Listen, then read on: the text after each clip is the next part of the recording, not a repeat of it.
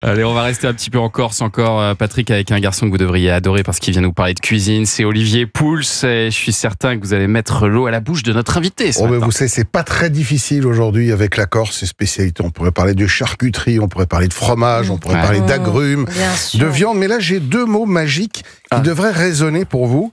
Pâtes et langoustes. Ah ben oui. Alors il y a une adresse. Ajaccio. Une. Chez Jean-Jean. Ouais. Chez Jean-Jean. Allez-y de ma part, il vous fera un prix déjà. C'est une dinguerie. Il faut préciser que c'est cher. aujourd'hui, c'est un plat de riche, voire de très riche, réservé à des gens comme Thomas. Alors qu'à l'époque, non. Mais non, parce que ça a longtemps été un plat de pauvres de pêcheurs. Dans votre famille, je pense qu'il y avait des pêcheurs de langoustes. Mais vous on mangeait des langousses tout le temps. Voilà, et vous en aviez ras-le-bol. Eh ben oui, mais si on dit ça aujourd'hui, oh là là, il se la pète ou quoi. Mais non, mais c'est vrai que c'était le plat du pauvre pour ceux qui n'avaient pas beaucoup de moyens. Et il y a beaucoup de produits comme ça. Il faut savoir que la truffe ou même le caviar à une époque étaient des produits extrêmement accessibles. Alors il faut dire que la langouste corse, comme la célèbre royale de Bonifacio, cette langouste rouge, elle est unique en termes de goût, de saveur. Rien à voir avec les langoustes de l'océan Indien ou des Caraïbes, qui sont des langoustes un peu plus cotonneuses et surtout quand elles ont voyagé. Quant à la recette, ça nécessite quand même un petit savoir-faire, parce que si on veut vraiment faire des pâtes à la langouste dans les règles de l'art, il faut faire une bisque de langouste qui va servir de base ensuite pour réaliser la sauce.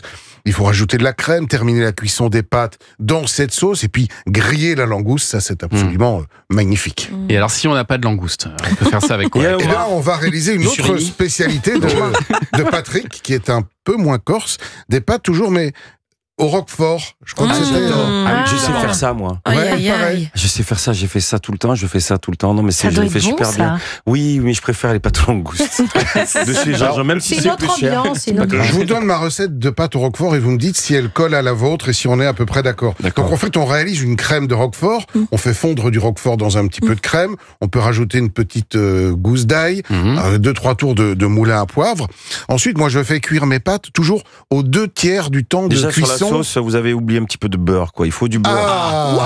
Un Corse, En plus de la un crème. Corse qui met du beurre, ouais. Oui, Ah, bah, pourquoi pas. oui, parce qu'on aime bien la voilà. Normandie. Et non, il faut un petit peu du beurre dans la sauce. Déjà, là, avant de la... Et donc voilà, on sous-cuit un peu les pâtes pour toujours terminer la cuisson dans la sauce. C'est très important. C'est pas la sauce qui va sur les pâtes, ce sont vraiment les pâtes qui vont dans la sauce. Ça, c'est le secret des Italiens. Jamais à ça. Ben non, mais c'est une règle absolue, avec de l'eau de cuisson des exactement. pâtes, Avec toujours un peu d'eau de cuisson des pâtes, exactement. Ben voilà. Et puis Patrick, avant de terminer, une petite faveur. Il paraît que votre maman, très bonne cuisinière, chante lorsqu'elle est derrière ses fourneaux. Et vous connaissez la chanson? Il y en a plein des chansons. Ma mère, elle fait Fortunato più chi sono innamorato e quella i do capelli. En tournant les pattes. Li tuoi occhi, attendez, c'est la signification surtout. Qu'est-ce que veut dire la chanson?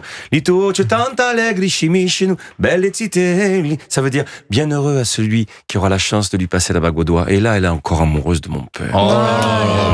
magnifique. C'est pas mignon. C'est-à-dire qu'elle cuisine pour lui, elle s'occupme de son homme. Mais il n'y a pas de plus bel acte d'amour que la cuisine. Bien sûr.